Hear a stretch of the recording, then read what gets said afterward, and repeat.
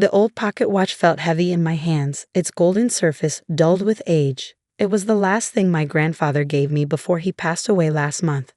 "Keep it safe, Emma," he'd whispered from his hospital bed. "There's more to it than meets the eye." I never imagined those would be his last words to me, or that they would change my life forever. "Is that all he left you?" My mother-in-law Barbara's shrill voice cut through my memories. She was examining the watch with poorly disguised disgust. "After all those years you spent caring for him." I pulled the watch back protectively. It was his favorite possession. We were all gathered in my living room, my husband Tom, his mother Barbara, and his sister Kate. They'd insisted on coming over after the funeral, supposedly to support me. But I knew better. They'd been circling like vultures ever since Grandpa George got sick. Well, Barbara sniffed, adjusting her designer handbag. "I suppose we couldn't expect much from a retired high school teacher. Not everyone can be successful like our family." I bit my tongue. Yes, their family had money, something they never let me forget. Tom's father had left them a comfortable inheritance, which Barbara managed to stretch by living in Tom's childhood home and constantly demanding money from her children. "Mom's right," Kate chimed in, examining her manicured nails. "I mean, you spent every weekend with him for the past 5 years, missed all our family vacations, and all you got was an old watch?" "I didn't do it for an inheritance," I said quietly. "I loved him. He was my only family after my parents died." "Oh, sweetie." Barbara patted my hand condescendingly. "That's because you're simple. You don't understand how the real world works. Right, Tom?" I looked at my husband expectantly. Surely he'd defend me this time.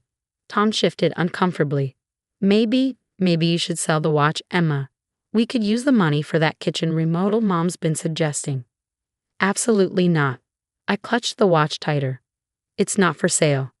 Barbara's eyes narrowed. "Now listen here, you ungrateful girl. You married into this family. Everything you have is because of us. That shabby little bookstore of yours would have failed years ago if Tom hadn't invested in it." "My money," I corrected her. "From my second job teaching night classes, Tom never invested a penny." "How dare you?" Barbara stood up, her face reddening. "After everything we've done for you, Tom, are you going to let her talk to me like this?" Tom stood too, his weak chin trembling. "Emma, give me the watch. Mom's right, we should sell it. You're being selfish." I backed away, tears stinging my eyes. "No, this is mine. Grandpa gave it to me. That senile old man probably didn't even know what he was doing." Barbara spat. "Tom, take it from her." What happened next seemed to unfold in slow motion. Tom lunged for the watch. I twisted away, but Kate stuck out her foot, tripping me. The watch flew from my hands as I fell. Barbara caught it with a triumphant smile. "Finally, let's see what this precious treasure is really worth." She turned it over roughly in her hands, her long nails scratching the surface. "Probably not even real gold. Just like everything else in your family, fake and worthless." The doorbell rang. Mrs. Emma Chen, a tall man in an expensive suit, stood at the door, holding a leather briefcase. "I'm James Morrison, your grandfather's attorney. May I come in?" Barbara immediately switched on her society smile. We were just having a family discussion up dear George's watch."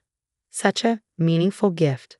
Mr. Morrison's eyes fixed on the watch in her hands. "Indeed, a very meaningful gift. Would you mind returning it to its rightful owner?" "Of course," Barbara said sweetly, reluctantly handing it back to me. "We were just admiring it." "Good." Mr. Morrison sat down, opening his briefcase.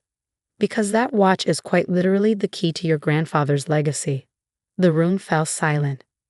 "You see," he continued, "George Chen wasn't just a high school teacher. He was also a brilliant investor who built a substantial fortune over 50 years.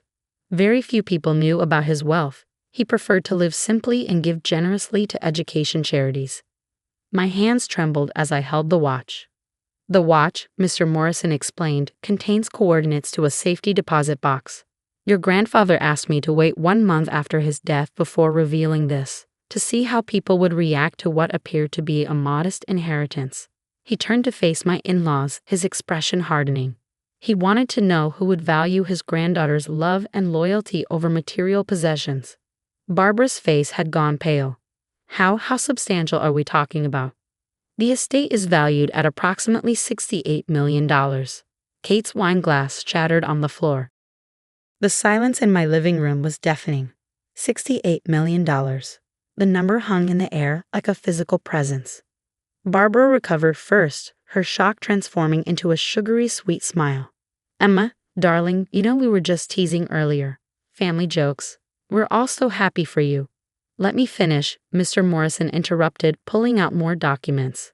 The estate includes several conditions. First, the safety deposit box coordinates are encoded in the watch's mechanism. Any damage to the watch would have made the fortune inaccessible. Barbara's face turned green as she remembered how roughly she handled it.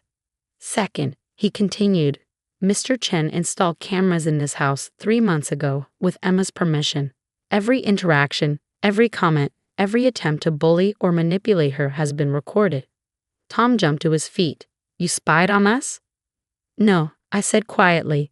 Grandpa was protecting me. He knew what was coming. Mr. Morrison nodded. The final condition is this.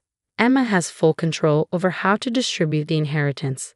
She can share it with family members, but only those who showed genuine care and respect before the revelation. Kate burst into tears. But that's not fair. We're family. Are we? I stood up, finding strength in my grandfather's posthumous support. Let's review the past few years, shall we? I turned to Barbara. You called my grandfather a senile old fool at Christmas dinner when he gave you a handmade scarf instead of an expensive gift. I was joking, she protested weakly. You told Tom to divorce me last year because my poor family connections were embarrassing. I was just looking out for my son's future. I faced Kate. You deliberately excluded me from your wedding because you didn't want common people in your photos. Finally, I looked at Tom, my voice breaking slightly. And you? You never once stood up for me, not once in 7 years of marriage. Mr. Morrison cleared his throat. There's one more thing. He handed me another envelope. The results of the private investigation Mr. Chen ordered 6 months ago. My hands shook as I opened it. Inside were photos. Dozens of them. Tom with another woman. Expensive restaurants. Hotel receipts. A secret apartment. 3 years, I whispered. You've been cheating for 3 years? Tom fell back into his chair, face ashen. Emma, I can explain. Save it. I slipped off my wedding ring. I want a divorce. Now let's not be hasty. Barbara interjected. We can work this out. Think of the family. I am, I replied. I'm thinking of the family who actually loved me, who taught me that character matters more than money, who set up this whole test knowing exactly what it would reveal. Mr. Morrison smiled.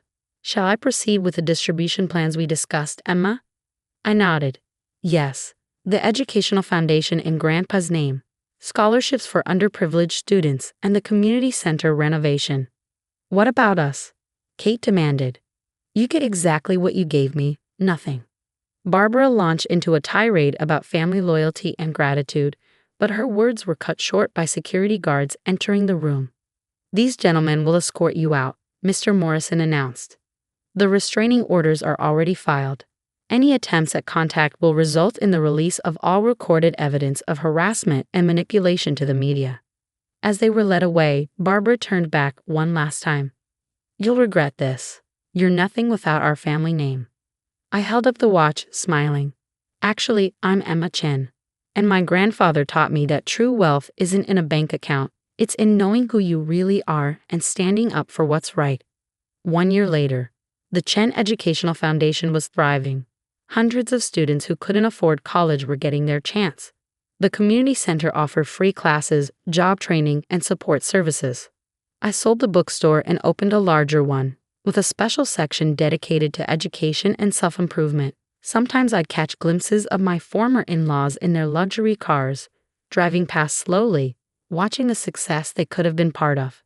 Tom married his mistress. They lived in a small apartment after Barbara lost most of their money in bad investments. Kate's social media was full of complaints about having to work a real job for the first time in her life.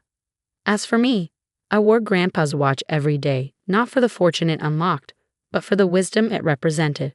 Sometimes the most valuable inheritance isn't money. It's the courage to stand up for yourself and the wisdom to know who really deserves a place in your life. On quiet evenings, I'd sit in my study, looking at old photos of Grandpa George. You saw it all coming, didn't you? I'd whisper, you knew the money would show their true colors.